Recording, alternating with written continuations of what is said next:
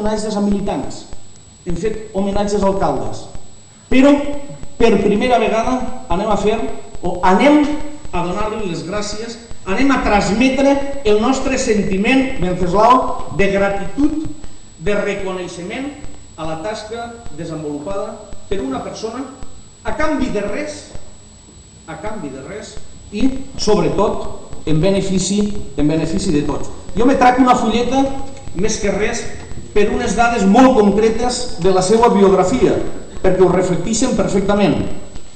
Venceslau va néixer el dia 6 d'octubre de 1925, és a dir, no cal que us diga els anys que té Venceslau. 1925, recorde que cronològicament i des d'un punt de vista històric estem en la dictadura de Primo de Rivera, una transició entre Alfonso XII y Alfonso XIII, nada menos. Es fill d'Inocencio y de Ana